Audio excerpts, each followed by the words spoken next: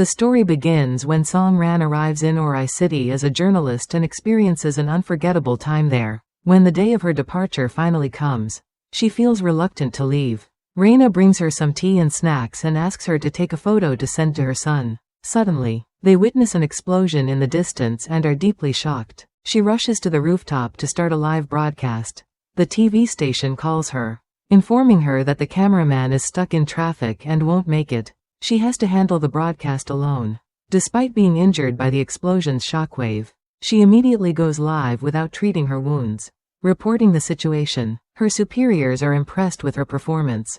But her team leader remains unimpressed, saying that this is just a basic skill for a journalist. As Song Ran goes on her motorbike, she doesn't hear Li Zan telling her to stop and accidentally steps on a landmine. Li Zan approaches, and Song Ran desperately asks him to save her. He reassures her that he won't let her get blown up. When the countdown ends, they sprint away as fast as possible. The mine explodes, but he shields her, and thankfully, neither of them is injured. His calmness, courage, and professionalism gave Song Ran a great sense of security and also made her fall in love with him at first sight. She realizes Li Zan can speak Chinese. His companion explains that he is from Dongguo but of Chinese descent. He visited China as a child. Song Ran's flight back home is scheduled for 3 p.m., but the road ahead is blocked. Li Zan suggests she head to an evacuation point at an industrial park in the western suburbs, where an evacuation mission is taking place today. His team offers to take her there. As she gets into the vehicle, she notices that Li Zan's bracelet has accidentally gotten caught on her backpack. She tries to call out to return it, but he doesn't hear her as the car drives away. Upon arriving home, her father praises her report. Her stepmother just focused on cooking without asking any questions. Watching them interact as a happy family, Song Ran decides to leave, claiming she has something else to do. She searches for information about the volunteer deminers but finds nothing. A friend suggests that Li Zan might not be Chinese but rather of Chinese descent and advises her to ask her team leader, who has contacts in international organizations. Following her friend's suggestion, Song Ran asks her team leader for help. She gives her a business card and suggests Song Ran try contacting this person. The next day, she then seeks out Luo Zan, who tells her that there are too many volunteers, and he doesn't know all of them. Song Ran was sad because she couldn't find him among the vast sea of people. Just as she is about to leave in disappointment, Li Zan suddenly appears. It turns out that he is good friends with Luo Zan, a friend of Shen Bei. However, he acts as if he doesn't remember their previous encounter. Seeing him again, Song Ran is overwhelmed with excitement and starts looking for ways to learn more about him. His parents live in Liangcheng, the same city as hers, and he occasionally returns home to stay with them. Unable to hold back any longer, she asks Li Zan if he remembers saving her. He openly admits it, explaining that he didn't bring it up earlier because he wasn't sure if that memory would be traumatic for her. While having a meal with Luo Zan, Li Zan keeps his eyes on Song Ran's video footage. Luo Zan invites him to help out after finishing his volunteer work, and he agrees. Meanwhile, the TV station decided to have a competition between Song Ran and her team leader. Their respective topics will compete for next month's front page headline. Song Ran feels uneasy about this, as she has no intention of pushing her superior aside. However, Shen Bei sees it as a fair competition where everyone fights for their spot through skill. That weekend, Song Ran uses the excuse of returning an umbrella to Li Zan as a way to see him. The moment she sees him, she excitedly gets out to greet him. Unexpectedly, Li Zan asks for the red string bracelet. Caught off guard, Song Ran hesitates to return it and deliberately claims she didn't bring it with her, using an interview as an excuse. She gets his phone number. Just before they part ways, Li Zan points out an error in one of her video reports. Song Ran is delighted. This means he actually watched her program. When the TV station announces the list of outstanding journalists for the year, Song Ran's friends believe she deserves the recognition. However, the leadership announces that Shen Bei has won the award instead. To celebrate, Shen Bei invites the production team to a gathering. She deliberately reserves an extra seat, telling everyone she has invited her boyfriend, who turns out to be Li Zan. Song Ran is shocked and refuses to believe it. Overcome with emotion, she makes up an excuse to step outside. Seeing her leave, Li Zan also finds an excuse to follow her. Meeting outside the private dining room, Song Ran hands the red string bracelet back to him and walks away. When the party ended, she returned home with wet eyelashes. And he felt a pang in his heart. Song Ran eventually returns to Ori City. Her team assigns her a Chinese-descended guide named Sa Xin. She is arranged to stay in a military camp. The next morning, as she heads out to film, she catches the attention of a group of mercenaries. Their leader, also of Chinese descent, mockingly greets her with a sarcastic tone. During her 2-month stay here, Song Ran's life became incredibly enriching. Every day, she absorbed new knowledge and experiences like a sponge. One day, while she washing hair with rice water, Li Zan appeared in her sight. She never expected to meet him at this moment. Li Zan walked toward her with a gentle smile, softly asking if she needed a comb. This sudden act of care warmed her heart. Following his dormitory, his room was simple and neat, exuding a sense of discipline and strength. Song Ran curiously asked why Li Zan was there. He explained that his volunteer service hours weren't completed yet. His previous stay had only been a temporary rest, and now he had returned to fulfill his mission. Hearing this, Song Ran felt a deep sense of admiration for him. She quickly tidied up and left. The next day, Song Ran followed Li Zan and his team on a mine-clearing mission. During the operation, he demonstrated his exceptional expertise and calm demeanor. Song Ran held her camera tightly and nervously recorded every moment. In a very dangerous environment, his calmness mixed with a hint of humor manipulated her fear. Along the way, she continuously recorded peaceful, carefree moments of the minesweepers. The next day, mercenary leader Benjamin happened to run into Song Ran while she was buying apples. He approached her with a friendly smile, attempting to strike up a conversation. As she turned away, Benjamin sneakily took an apple. Sa Xin, witnessing the act, immediately called him a thief and demanded he return it. Benjamin provocatively questioned Sa Xin's disdain for mercenaries, sarcastically pointing out that if Sa Xin's country were strong enough. Hearing the commotion, Song Ran stepped forward and asked about the apple. He slyly claimed it had fallen to the ground, but she easily saw through the lie. Without further argument, she led Sa Xin away, advising him not to take Benjamin's words to heart. They later worked together to distribute essential supplies to local residents. This experience made Song Ran feel as though she had transcended herself, truly making a difference in people's lives. An elderly kindly woman gifted Song Ran something special, seeds from a white olive tree. Li Zan had once told her that olive trees symbolized peace. But in the harsh, wind-swept land of here, olive trees struggled to thrive. When Benjamin caught sight of the olive seeds, he sneered, suspecting some kind of scheme between Sa Xin and the locals. Just then, Li Zan arrived in time to defend the truth against Benjamin's skepticism. At that moment, a man bumped into Song Ran. Li Zan's sharp instincts kicked in. He swiftly grabbed Song Ran's camera and captured a crucial shot, revealing a hidden bomb. This was a premeditated attack. The air grew thick with tension. But they were unarmed, trapped in an extremely dangerous situation. Sa Xin remembered a nearby guard post and suggested seeking help. In this critical moment, Li Zan and Zhang Lin sprang into action. With his agility, Zhang Lin swiftly subdued the suspect, while Li Zan began defusing the bomb. It was a dual-trigger explosive, highly complex and time-consuming to disarm. Meanwhile, Sa Xin noticed something unusual. A window in an abandoned building had been quietly opened. A sense of foreboding washed over him, making him suspect an ambush. Sa Xin threw stones to lure them into the open. Reacting quickly, Benjamin yanked Sa Xin aside, preventing him from walking into the trap. Time was running out. In a bold move, Li Zan drove a vehicle into a wall, causing a commotion that bought him precious seconds to complete the disarmament. A sudden explosion shattered the air. Song Ran's heart leapt to her throat as she rushed to the hospital. But upon arrival, all she saw was Li Zan's blood-stained uniform. Assuming the worst, tears streamed down her face. Just then, Li Zan appeared, seeing him safe and sound. Song Ran finally let out a breath. She hadn't realized she was crying too much. It turned out he had used the suspect's body to shield the detonator, narrowly escaping death. This harrowing experience deepened the bond between them, forging a connection stronger than ever before. At the hospital, Benjamin and his group unexpectedly ran into Dr. Pei. Initially, he mistook her for a nurse, but upon realizing she was a Chinese doctor, he was both surprised and intrigued. When Dr. Pei informed him that his wound required stitches and a tetanus shot, he adamantly refused anesthesia, opting to endure the pain. As she removed her mask, her beauty caught him off guard, momentarily rendering him speechless. Song Ran received unexpected good news. Her photograph of the children's rescue had gone viral online. The powerful image sparked widespread discussion and admiration.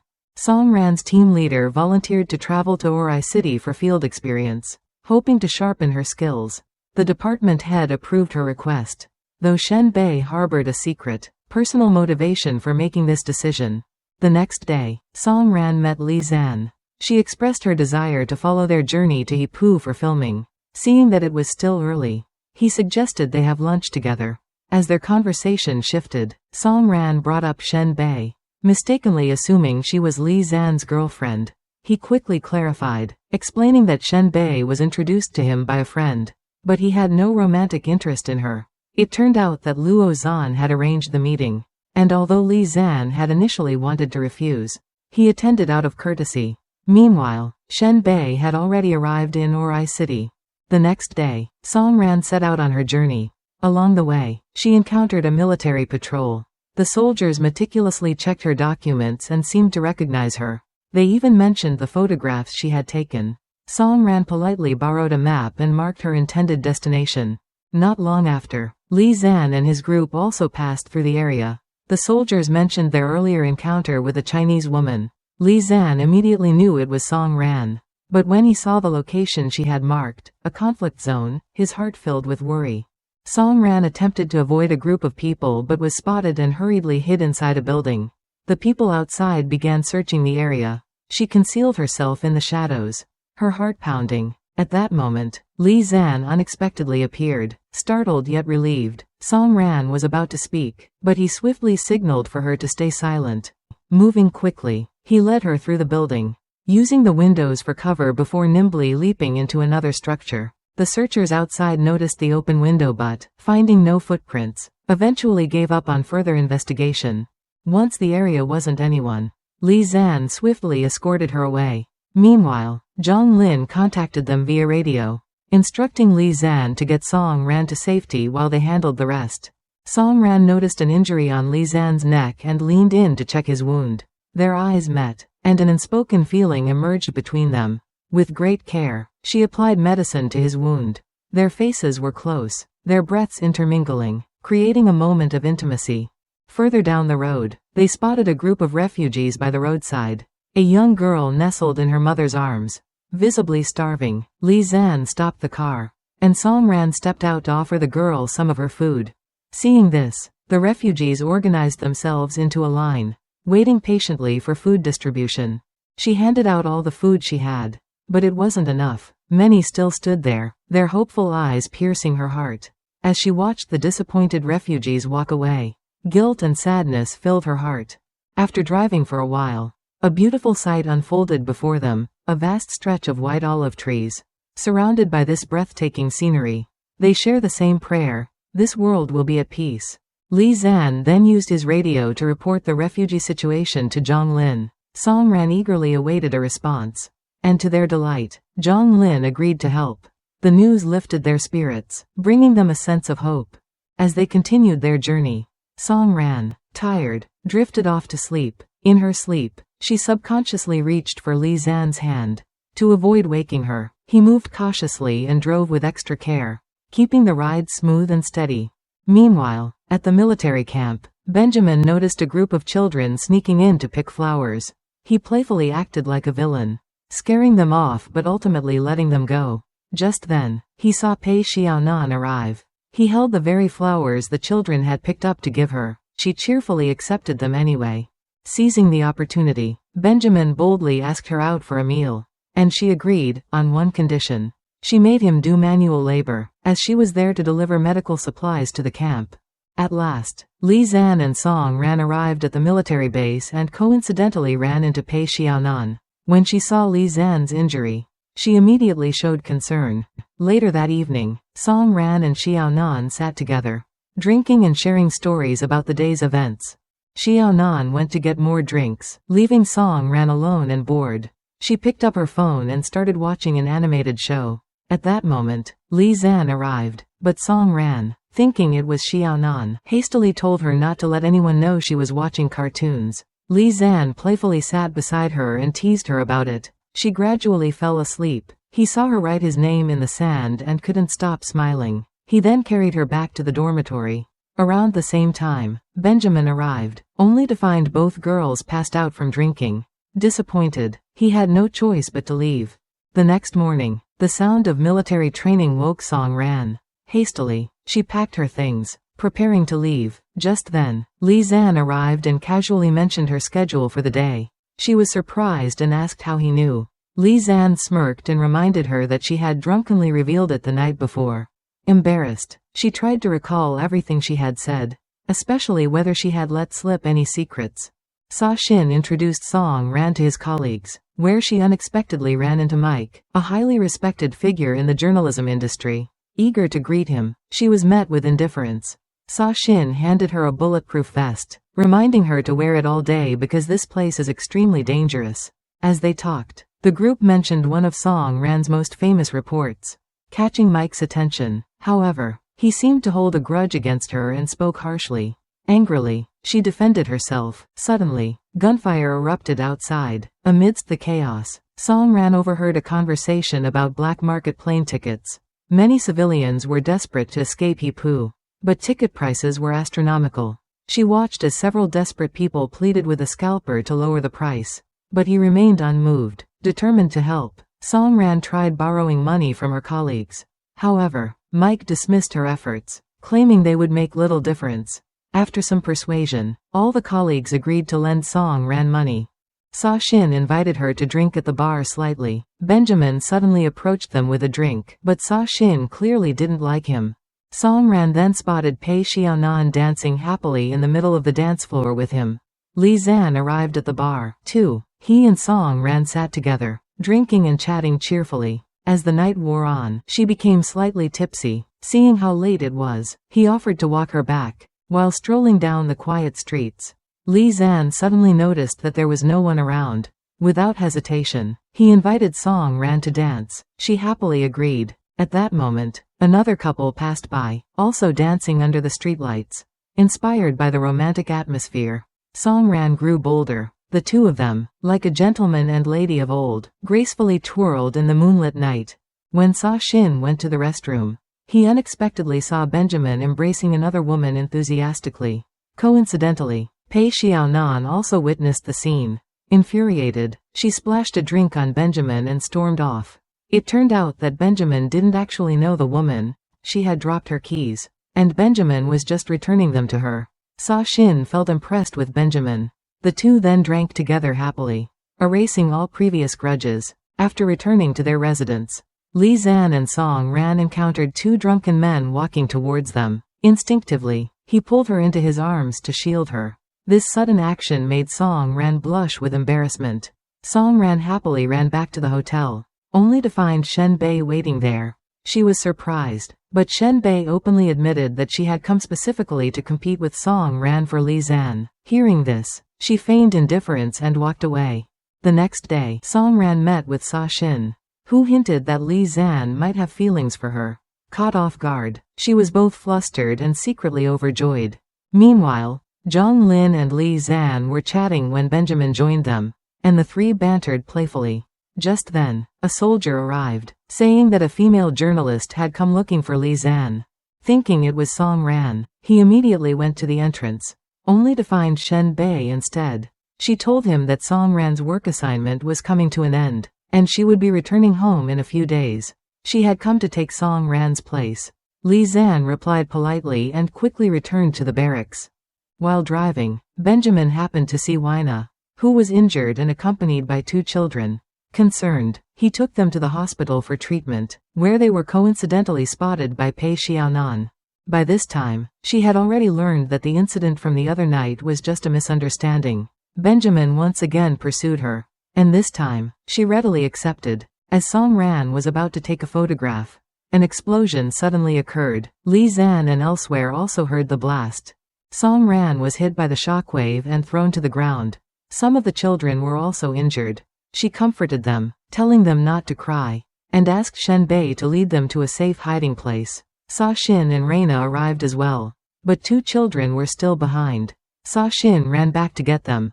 Unfortunately, he was injured. They broke down in tears. Song Ran was desperate for soldiers to come and rescue them. Li Zan finally arrived, and the moment Song Ran saw him, she couldn't help but throw herself into his arms. Then Benjamin appeared, bringing devastating news. Reina had passed away. Reina had handed Benjamin the star-shaped pendant, telling him that as a soldier, he was constantly in danger and should always carry it with him. Song Ran had been hit directly by the blast. She suffered a ruptured spleen and corneal damage. She was transported to the capital and then sent back home. Throughout the journey, she was barely conscious, repeatedly calling out for Li Zan. But no one knew where Li Zan was. Song Ran tried to reach Luo Zan, but he also had no contact with him. The department head informed Song Ran that Shen Bei had brought back her camera. Her photographs were exceptional, and they wanted to select 2 to enter a competition. Determined to find out more, she sought out Shen Bei, but she was avoiding Song Ran. Returning home, she frequently recalled the events of the attack. Her ears still echoed with the sound of explosions. She curls up inside her blanket, covering her ears tightly. Meanwhile, Luo Zan received a call informing him that the international organization he had contacted had rescued a volunteer. That person had now regained consciousness and identified himself as Li Zan. When the doctor examined Li Zan, he explained that hearing loss wasn't his biggest issue, it was the constant ringing in his ears and dizziness, as if explosions were happening non-stop in his head. The doctor informed Luo Zan that Li Zan's condition might not be solely due to the blast, there could be other underlying causes, and it would be best for him to see a psychologist. Later, Luo Zan visited Li Zan's hospital room, only to find it in chaos. Li Zan had smashed many things and lying helpless on the bed. During this time, Song Ran often visited Luo Zan's place, hoping to run into Li Zan. One day, she wrote his name on the window of his car, but she didn't see him inside. Unbeknownst to her, Li Zan had spotted her but chose not to call out. One day at the hospital, Li Zan thought he had caught a glimpse of Songren. He rushed after her, but when he reached the spot, he was nowhere to be found. Finally, at the airport, they saw each other through a glass barrier. He smiled at her with red eyes. Then they had a short conversation before he had to board the plane. He later called her in, with a hint of amusement. Said, "Looks like I remembered your number correctly. I'll contact you when I arrive." Li Zan returned home, and his father was visibly emotional upon seeing him. Later, Li Zan overheard a news report about an upcoming photography award, in which Song Ran was a participant. His father noticed something was off and asked if he was in a relationship. He denied it, but his father even remarked that the girl looked familiar, suggesting it might be fate. Li Zan considered calling Song Ran, but upon seeing the scars on his body in the mirror, he was reminded of the explosion and ultimately decided against it. Finally, Song Ran won the award. Li Zan called to congratulate her. Both of them had suffered during their time in Ori City. Yet neither revealed their true struggles to the other, instead reassuring each other that they were doing fine. The next day, Li Zan visited the police station, where he found Zhang Lin's younger brother, along with Zhang Yu's homeroom teacher. Zhang Yu had been brought in for fighting. He explained that Zhang Yu had grown up in difficult circumstances and asked the teacher to be more understanding. The teacher acknowledged the situation, saying that everyone cared about Zhang Yu since he had lost both parents. Around this time, Luo Zan arrived. He had been investigating ever since the doctor suggested that Li Zan's psychological trauma might have been deeper. Li Zan admitted that his memories were fragmented. He only remembered going in to defuse the bomb, Zhang Lin sacrificing himself and feeling that Zhang Lin had died because of him. Luo Zan reassured him, saying that Li Zan had always been saving people. He could never be responsible for harming anyone. After Song Ran's photograph won, she became the target of online harassment. Many accused her of exploiting others suffering for personal fame, questioning why she had time to take photos but not to save people. The barrage of hateful comments left Song Ran devastated. She was overwhelmed with pain. Li Zan comforts her. However, when he texted, Song Ran didn't mention any of it. Instead of meeting her directly, he came up with another plan. He wore a giant panda costume to approach her and cheer her up. Seeing the panda, Song Ran couldn't help but smile, her heavy heart lightening. Li Zan recalled a promise from Zhang Lin, no matter how much time had passed or what had happened. If he sent Li Zan requesting backup in their group chat, they would always be there for him. With this in mind, Li Zan sent the message. His former teammates saw it and immediately showed it to Benjamin. Benjamin then went to see Sa Xin, who was being held in confinement. Sa Xin protested that Benjamin had no right to detain him. In response, Benjamin didn't want Sa Xin to give himself up. Then he showed the message from Li Zan and explained that, as a journalist, this was his responsibility. Sa Xin later went online and revealed what Song Ran had done in the past. He emphasized that Song Ran had genuinely cared for their country and that her photograph had given people strength. This led to a shift in public opinion. After returning home, Li Zan found himself in a poor mental condition. Song Ran messaged him, having realized that he had reached out to Sa Xin and the others. She was grateful and wanted to treat him to a meal as thanks. However, he said that he was away on a business trip. Later, he called Luo Zan, saying he wanted to recover as soon as possible and asked him to find a psychologist. He admitted that he didn't want a certain person to see him in this vulnerable state. The doctor remarked that this person must be very important to him, but she was confident in his recovery. Song Ran later asked if Li Zan had returned from his business trip, hoping to schedule their dinner. This time, he agreed, but he arrived quite late. When he finally called to ask where she was, she told him she had already left and returned home. However, he saw her walking out of the restaurant. When he called her name, she turned around and they smiled brightly. They finally went to dinner together.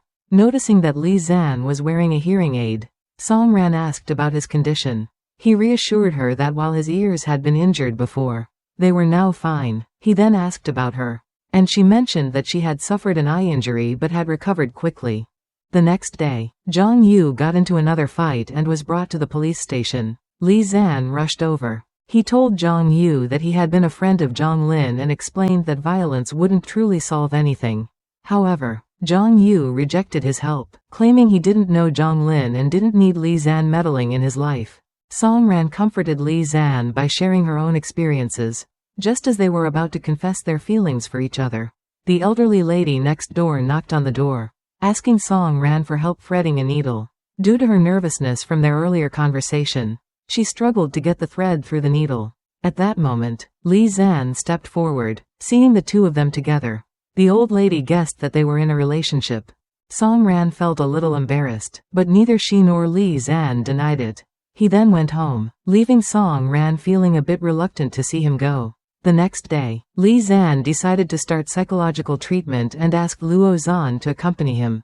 Later, he invited her to dinner but requested that she cook for him. Song Ran reached for a pot on a high shelf but accidentally knocked it down. Li Zan reacted quickly, catching it while also protecting her, causing them to fall into each other's arms. They gazed into each other's eyes, unable to resist the moment. Li Zan gently kissed Song Ran and confessed his feelings for her. Afterward, she told Li Zan that she had resigned from her job as a journalist. Instead of questioning her decision, he fully supported her and even encouraged her to pursue her dream of writing a book. The next day, Song Ran packed up her belongings and left the company. Her colleagues were reluctant to see her go, and Li Zan personally drove her home. Li Zun said that he was planning to visit his father in Zhangcheng and asked if she wanted to come along for a short trip. She happily agreed. To her surprise, his father turned out to be Uncle Li, the man who lived upstairs in her building. Li Zan's father expressed his gratitude to her. She had helped change Li Zan for the better.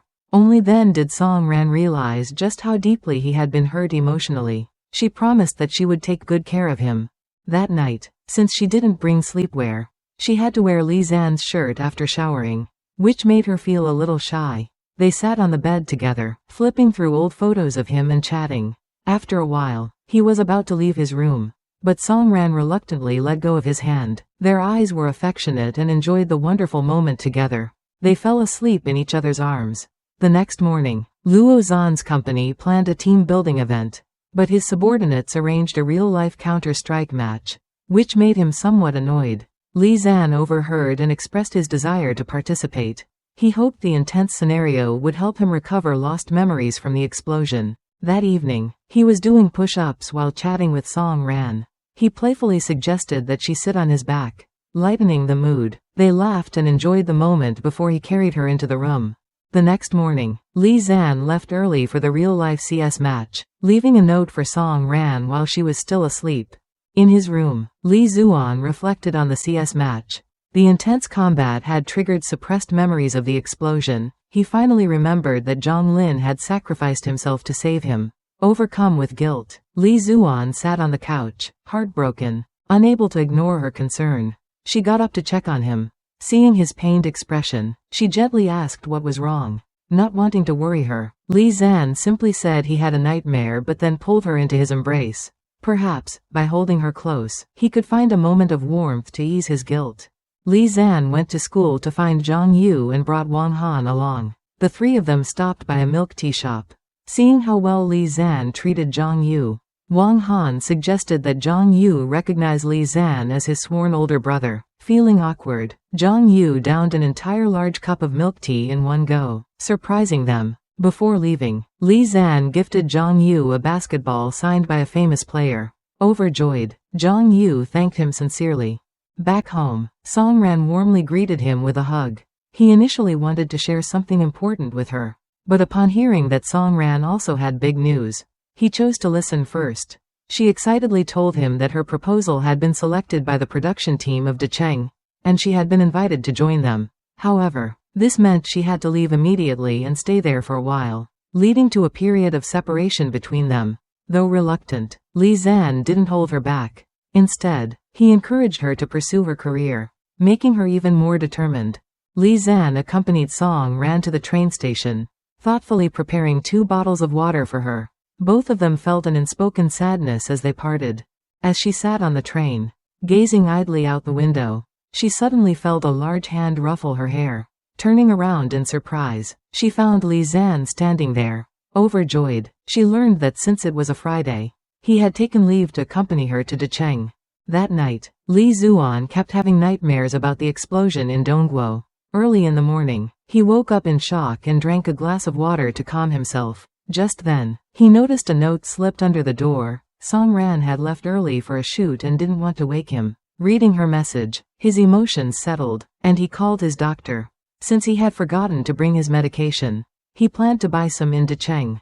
As soon as he purchased the medicine, Song Ran called, not wanting her to worry. He mentioned that he was out for a walk. Coincidentally, Song Ran's mother's matchmaking candidate overheard Li Zan's voice, but he dismissed the possibility of such a coincidence. That evening, Song Ran brought Li Zan to a gathering with her colleagues. They immediately recognized him as the volunteer she had once interviewed and admired the couple's relationship. The next day, Li Zan returned home. At Zhang Yu's school, a parents' meeting was scheduled. Since Zhang Yu's grandparents were elderly, he hoped Li Zan could attend on his behalf. During the meeting, Li Zuan learned that Zhang Yu planned to go to Dongguo. Unable to keep the truth from him any longer, Li Zan confessed that Zhang Lin had died saving him. Enraged at seeing the man responsible for his brother's death right in front of him, Zhang Yu punched Li Zuan, reopening old wounds and breaking the bond they had only just repaired. The next morning, Luo Zan arrived at Li Zuan's house for an urgent case, only to find him injured. After learning about the punch, he advised Li Zan not to blame himself too much. Though Zhang Lin had sacrificed himself to save Li Zan, it wasn't Li Zuan's fault. He had done nothing wrong. Li Zan then expressed his desire to return to Dongguo. This made Luo Zan even angrier.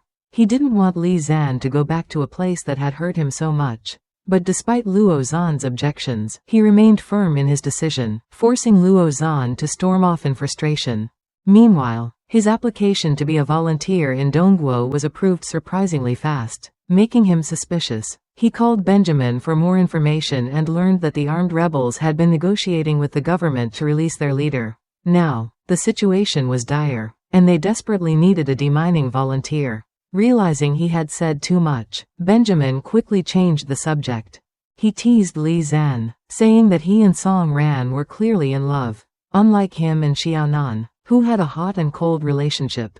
Li Zan chuckled, impressed that she was able to make a playboy like Benjamin settle down. That evening, Li Zan and Song Ran met up, and he mentioned his plans to return to Dongguo.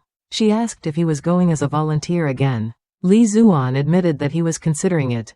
Neither of them wanted to part just yet. As they lingered in the hotel hallway, reluctant to say goodbye, just then, Song Ran's mother called, asking how much longer she planned to stay with her mysterious friend. She demanded to meet him the next day at lunch. Only then did she realize her mother had already found out. At lunch the next day, Song Ran's mother asked Lee Zan many questions about himself and his family. The mother told Song Ran that while Lee Zan seemed like a good person, her father would never approve. He wanted her to marry someone wealthy and powerful. She then gave Song Ran some serious advice. You can suffer hardships, but never let yourself suffer heartbreak. Song Ran's mother invited Lee Zan to stay at their house instead of a hotel. That night, unable to bear the separation, she sneaked into Lee Zan's room. She brought her laptop over, and she and Lee Zan watched an animated movie together. The time for Lee Zan's departure finally came. Song Ran accompanied him to the airport, and neither of them wanted to say goodbye. Watching her daughter cry, Song Ran's mother gently warned her not to get too emotionally involved. What if she was being deceived? Frustrated, Song Ran argued that not everyone was like her father, capable of betrayal. But as soon as the words left her mouth, she realized she had gone too far. To her surprise, her mother wasn't angry. Instead, she sighed, noting how much Song Ran resembled her, even though they hadn't spent many years together. On her way home, Song Ran accidentally hit a rock while riding her bicycle and temporarily lost her vision. At the hospital, Dr. He reassured her that it wasn't too serious.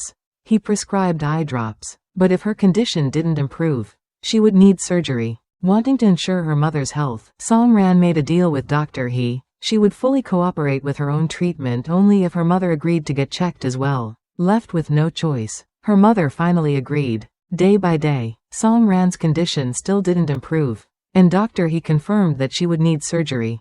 The recovery process would take 2 to 3 weeks. Worried that Lee Zan's return was only 2 days away, she wanted to find an excuse to delay his trip back so he wouldn't worry. However, her mother saw this as the perfect opportunity. Why not let Lee Zan take care of her? But Song Ran refused. She didn't want to burden him.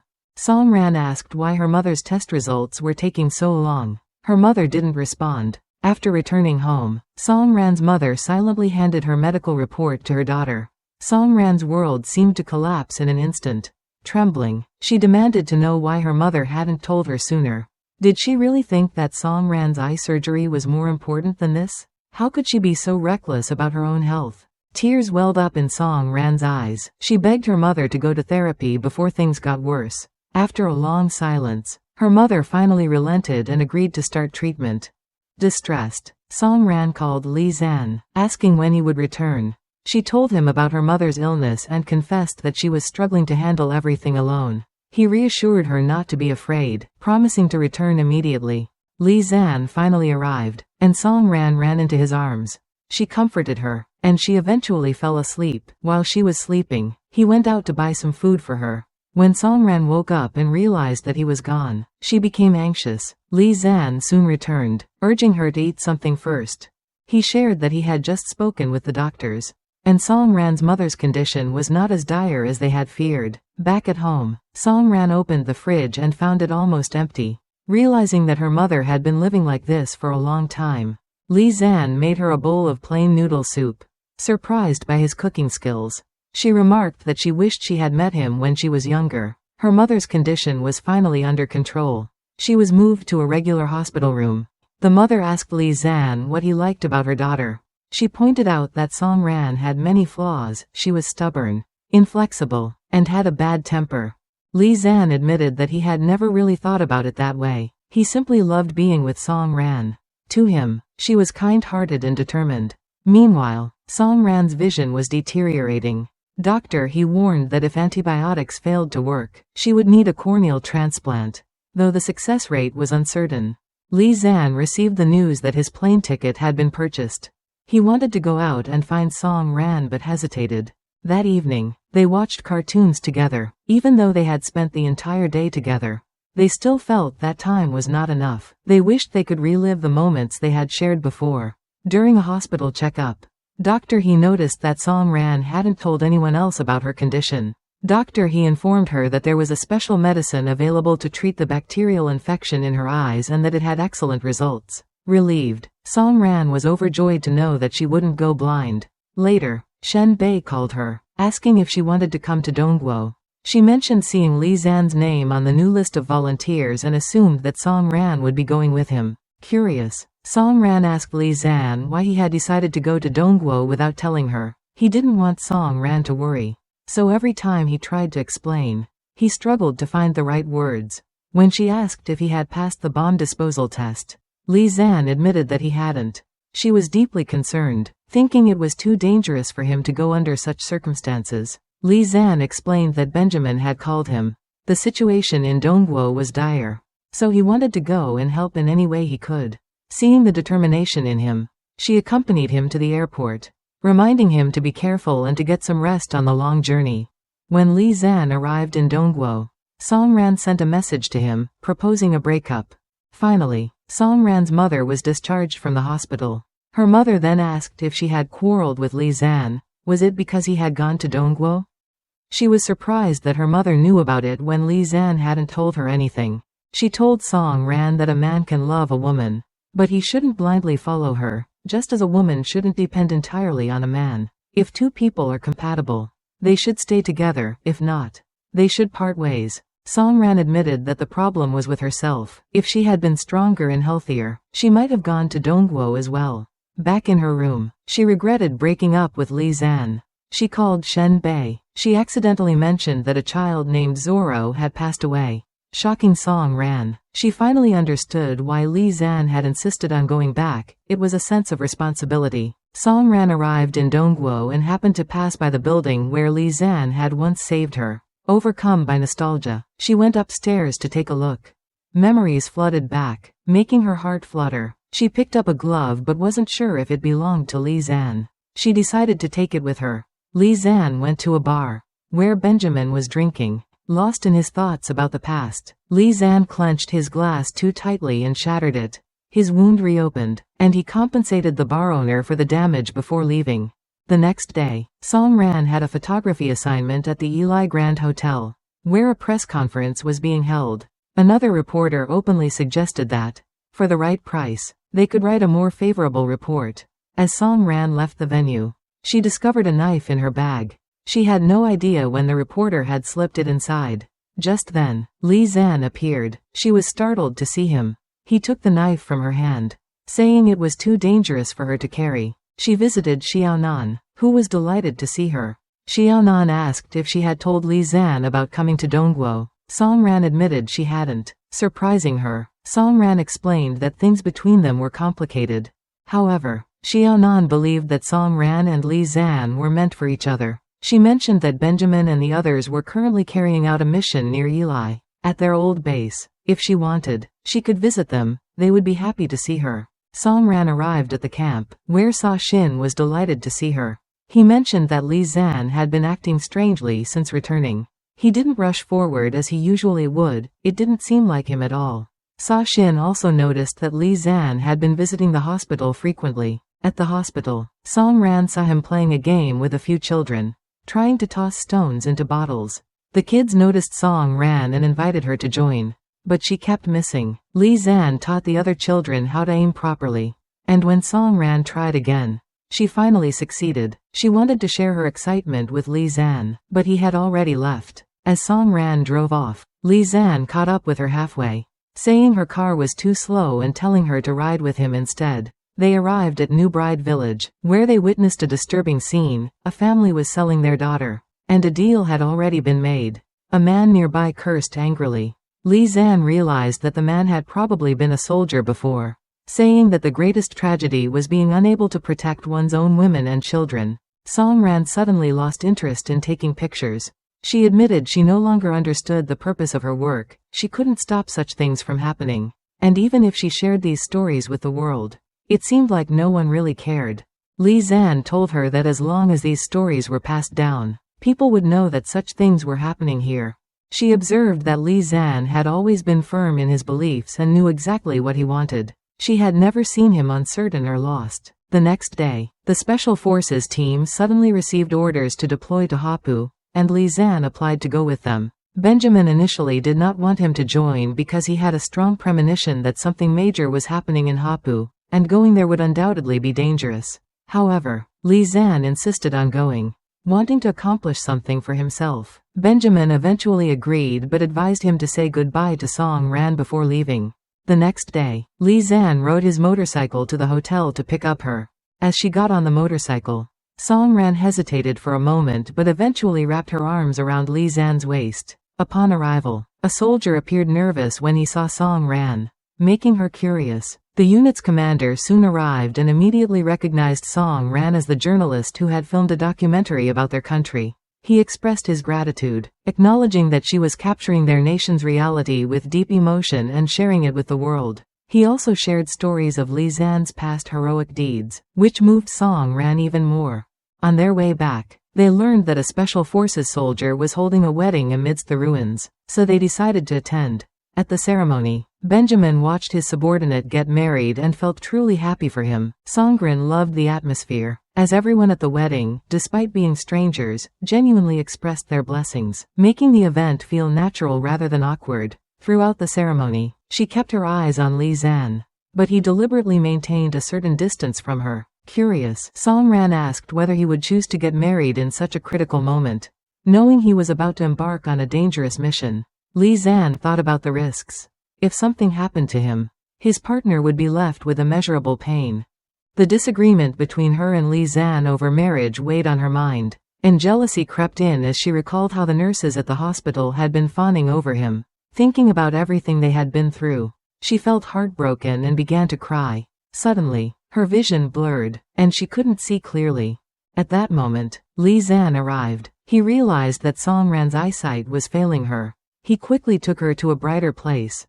Gathering all her courage, Song Ran was finally ready to confess her feelings to him. Li Zan understood what she was about to say but interrupted her before she could finish. He was about to embark on a highly dangerous mission, so he wanted her to wait for him to come back and then tell him what she wanted. Just as they were comforting each other, the Special Forces assembly horn sounded. Li Zan had no choice but to leave. Rushing to the wedding site, Song Ran couldn't see a single Special Forces soldier. At that moment, Xiaonan approached her and revealed that the hospital nurses had invited Li Zan to dance, but he had refused, saying that he already liked someone. Everyone knew that the person Li Zan was talking about was Song Ran. While also worried about Benjamin's safety, Xiaonan didn't want to just sit around waiting. She had already volunteered to join the medical team heading to Hapu, hoping to surprise Benjamin. Inspired by her courage, Song Ran also made up her mind to go with Xiaonan there. The next day, chaos erupted in the city. The streets were filled with dilapidated. At that moment, a terrorist group released a video. They had captured a soldier. It was the very soldier who had called Song Ran his idol. The terrorists live-streamed, but even under torture, he refused to submit. After seeing the video, Benjamin led a team of 12 Special Forces soldiers to launch an assault on the terrorists. Upon seeing Li Zan, Song Ran was relieved to know he was safe. However, as a war journalist, she understood that she couldn't disrupt their military operations. As the attack began, Song Ran gathered her courage and positioned herself at the perfect angle to capture the battle on camera. Under the cover of smoke from Sa Shin's artillery fire, Benjamin and Li Zan steadily advanced toward the temple. However, Li Zan's mental state once again started to affect him. His movements slowed, leaving him vulnerable. Seeing this, Song Ran was overwhelmed with fear, repeatedly calling out his name in her heart. But at the critical moment, Li Zan overcame his psychological barriers, stood up bravely, and followed Benjamin into the temple. He successfully defused the terrorists' explosives, removing the biggest obstacle to their attack, quickly dismantling the terrorist stronghold. Although Li Zan was injured, the moment he heard that Song Ran was also there, he immediately went searching for her. At the same time, she was frantically searching for him as well. Eventually, Li Zan arrived at the spot where Song Ran had been filming earlier and found her camera. Exhausted, he sat down beside it and fell asleep. Soon after, Song Ran also arrived. Seeing he was asleep, she couldn't bring herself to wake him. Instead, she quietly sat beside him. Songrin later met Xiaonan, who confided that she had originally come to volunteer because her boyfriend had cheated on her. In a fit of anger, she had signed up as a volunteer and vowed never to believe sweet words from men again. However, despite Benjamin never saying anything sweet, she still found herself wishing he would lie to her a little. Return room. Songrin packed her things, preparing to take more photographs. Just as she was about to leave, she found Li Zan about to depart as well. She was relieved she made it in time. Seeing her, he was also delighted. She suddenly kissed him, causing their comrades to cheer and tease them. Li Zan and his team set off, while Songrin continued her photography journey. She finally arrived in Hapu, where she met Shen Bei, and the two happily reunited. After completing the mission, Lazan returned to find Songrin. During the meal, she deliberately asked when Li Zan first started liking her. Feeling a bit embarrassed, he used buying something as an excuse to leave. Coincidentally, the journalist who had previously given Songrin a knife arrived with a group of people to eat as well. He spoke to Songran in a hostile tone, accusing her of seeking out dangerous places just to capture sensational news and gain fame, especially since a video she had filmed had gone viral online. Songrin firmly defended herself, saying her intention was to show the world the suffering of Dongguo and that she had a clear conscience. This argument angered the journalist, who seemed ready to get physical. Just then, Li Zan returned. Seeing Li Zan's gear, the journalist realized he was from the special forces and immediately backed down. The owner of the barbecue restaurant then stepped in and chased the unpleasant journalists away. The next day, Li Zan was assigned a demining mission. Upon learning about it, she insisted on accompanying him. They leaned against a large tree, sharing a sweet moment of rest in each other's embrace. The soldiers discovered an underground dungeon. Eager to capture footage, Songrin wanted to go inside. They found a family strapped with explosives. The terrorists had rigged the bombs upon realizing that government forces were conducting demining operations. Now, the only person present who understood bomb disposal was Li Zan. At that moment, traumatic memories of his past explosion injury flooded Li Zan's mind. Despite his fears, he prepared to disarm the bombs and ordered everyone else to leave. As he worked, his inner demons continued to haunt him. But he pushed forward, observing Li Zan's trembling hands and troubled state. Both Songrin and Sassen grew worried. At this critical moment, Songrin gently walked up behind Li Zan and wrapped her arms around his waist, choosing to stand with him no matter the outcome. She whispered words of encouragement, reassuring him that she was there with him. With her unwavering support, Li Zan finally overcame his trauma and successfully defused the bomb. Scared, he collapsed into her embrace. For the first time, he opened up about his past fears. Unbeknownst to them, rebel leader Abu had been watching from behind a nearby tree and had now learned Li Zan's name. That night, after returning to the city, Songrin took him to stay in her hotel room so he could rest properly. She carefully tended to him, ensuring his comfort. The next day, Li Zan was packing his belongings at the military camp when he received a message from Zhang Yu's teacher back home. In a recent essay, Zhang Yu wrote that he no longer blamed Li Zan. He felt deeply relieved, just as he was basking in this joy. Luo Zan called him. Since Li Zan's volunteer service was coming to an end, Luo Zan urged him to return home soon. Then, Li Zan took Songrin on a motorcycle ride to the outskirts, where he taught her archery. However, she missed the target. She jokingly blamed the arrows for being faulty.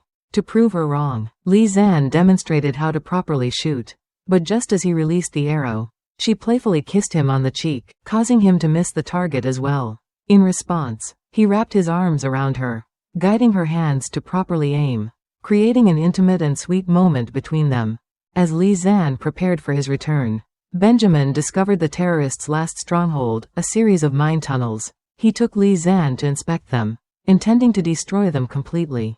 Unexpectedly, Abu happened to drive past and spotted Li Zan. Immediately recognizing him, after returning, Li Zan carefully devised a demolition plan, ensuring that the terrorists' final base would be completely wiped out.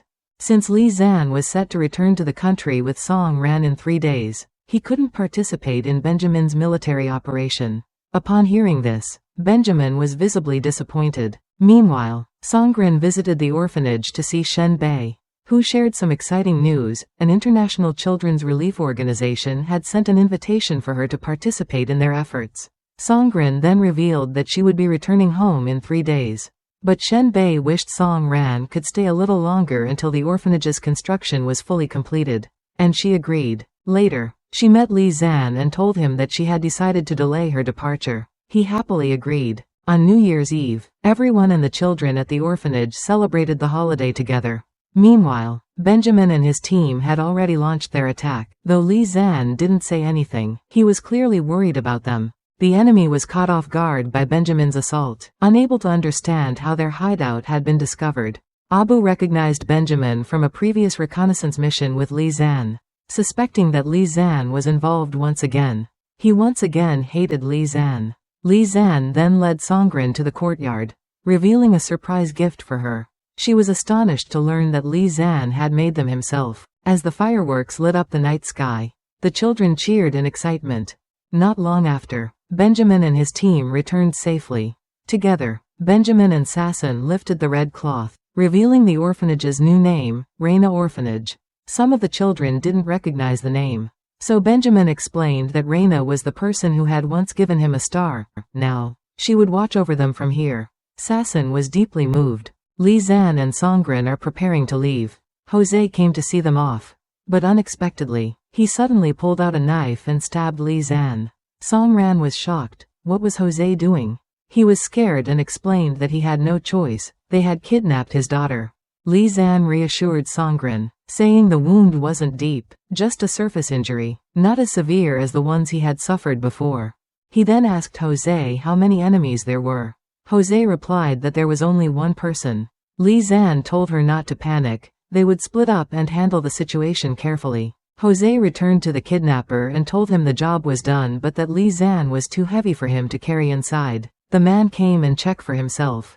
A voice came through the walkie-talkie, instructing Abu not to kill Li Zan yet because they still needed him to make bombs.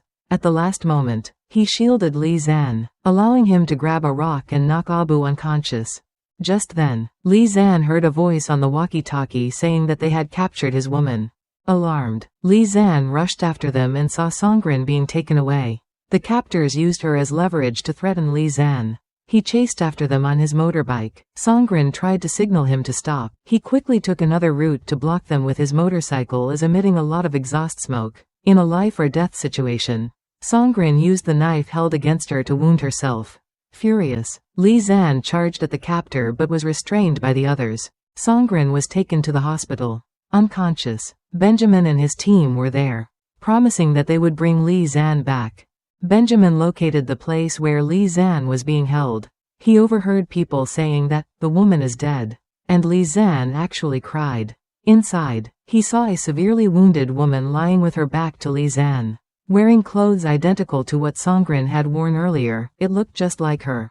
Taking advantage of the guard's absence, Benjamin rescued Li Zan. As they tried to escape, they were spotted, and a fight broke out. More enemies pursued them, and just as they reached the exit, Li Zan shoved Benjamin outside and slammed the door shut, telling him to run. The captors still needed Li Zan alive, so they wouldn't kill him. Benjamin was unfortunately shot and rushed back to get reinforcements. Sasson saw Benjamin return and quickly gathered a rescue team. Songran regained consciousness. Benjamin reassured her that he had found Li Zan and that Sasson had led a team to rescue him. Li Zan was successfully rescued and immediately taken into surgery. The doctor informed Sasson that Benjamin had suffered critical injuries to his liver and kidneys. There was nothing they could do to save him. However, they could administer medication to keep him conscious for a short while so he could say his final words. Sasson entered the room, and Benjamin asked him to finish school on his behalf and become a journalist. Later, everyone gathered at Benjamin's grave to pay their respects. On the tombstone, Sasson, Li Zan, Songrin and others were all named brother and sister. Songran placed a photograph by his tombstone. Songrin went to the hospital to see Li Zan. However, he was still in a coma, mourning the loss of a dear friend. She felt heartbroken and lay silently beside Li Zan. Suddenly, his hand moved. She was overwhelmed with emotion. And when she saw him open his eyes, she couldn't hold back her tears. Months later, the psychiatrist informed that Li Zan's condition was not optimistic. In fact, she even suggested sending Li Zan to a psychiatric hospital, emphasizing the severity of his mental state. Luo Zan was shocked to hear this. However, Songrin strongly disagreed with the idea of sending Li Zan to a mental institution, refusing to believe that his condition was that severe. Dr. Liang explained that among all the patients she had treated, Li Zan was the most serious case. If left untreated, other dangerous and reckless actions, even if he were admitted to a psychiatric hospital, he would still be placed under strict confinement due to the danger he posed. Upon hearing this, Songran became even more resolute in her decision. She was determined to stay by his side for the rest of her life. Lazan heard everything. To ease everyone's worries, he even joked around with Luo Zan. Luo Zan felt relieved, unaware of the immense effort Li Zan was making to suppress his inner struggles. Once he left, only Song Ran and Li Zan remained. Li Zan instinctively wanted to reach out and touch her, but he hesitated, afraid that he might lose control and hurt her. He forced himself to pull back his hand. To comfort him, she showed him the wound on her neck, then took his hands in hers, allowing them to feel each other's warmth. Deeply moved by her gentleness, Li Zan momentarily overcame his fears and took the initiative to kiss her. Song Ran was happy. It had been so long since they had kissed since returning home. She eagerly asked him to kiss her again, and they shared another deep and passionate kiss. While helping her wash the dishes, Li Zan saw a knife in the sink. Instantly, memories of his experiences in the war-torn country flooded back, and his nerves tensed up. Seeing his sudden emotional shift, Songran realized that the knife had triggered his trauma. She quickly hid it away and held Li Zan tightly. Reassuring him, he scared, broke down in tears and hugged her back. One morning, when Songran woke up, she was surprised to find that Li Zan had already prepared breakfast. She was deeply moved. This was a clear sign that he was getting better. He even expressed a desire to go outside for a walk. One day, Songrin took Li Zan to the hospital for a session with his psychiatrist. When they exited, they accidentally bumped into a man, causing Songrin's umbrella to fall to the ground. The sharp sound of the impact immediately triggered Li Zan's memories of being captured in the war-torn country. In his panic, he instinctively attacked the person to protect her. The commotion quickly drew a crowd. Overwhelmed by his trauma, he perceived all the onlookers as enemies. He began shouting frantically, his mental state rapidly deteriorating. The bystanders, realizing that he was struggling with a serious psychological issue, refrained from criticizing him further. Songrin hurriedly took Li Zan home, where he sat on the couch in a state of guilt and self-reproach. He sincerely apologized, but she wasn't concerned about that. What truly pained her was seeing his condition worsening. Li Zan finally admitted that he had never truly improved. He had been pretending all along, trying to appear fine so that Songrin wouldn't worry. He begged her to send him to a psychiatric hospital, believing it would be best for everyone. She felt an overwhelming sense of guilt, convinced that it was her failure to take good care of him that had led to this. She firmly refused to send him away and remained steadfast in her determination to stay by his side, no matter what. Seeing her unwavering resolve, Li Zan agreed not to go to the hospital and instead promised to face their struggles together. Despite this promise, that night, while she was asleep, he quietly left. The next morning, Songrin woke up to find him missing. She searched for him everywhere but to no avail. Desperate for clues, she went through his belongings and discovered his diary. As she read through his entries, filled with memories of their time together, she was overcome with emotion. Her mother came to visit her.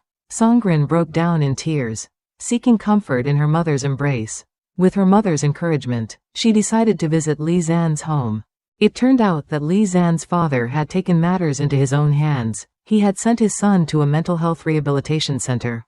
Guided by his father, she arrived at the facility and found him. She read aloud the beautiful moments he had recorded in his diary and returned the journal to him. She reaffirmed her commitment to staying by his side. Determined to be together, they decided to get married. Their families gathered for the occasion. Though the wedding was simple and without grandeur, Songrin felt incredibly happy, finally receiving the blessing and acceptance of both families. On their wedding night, the couple made a life-changing decision. They chose to elope. Songran understood that Li Zan's illness would never fully heal, and she didn't want to burden others with their struggles. Instead, they decided to live in seclusion, away from the world, ensuring that they would never bring harm to those around them again. They found a peaceful place to live the rest of their lives.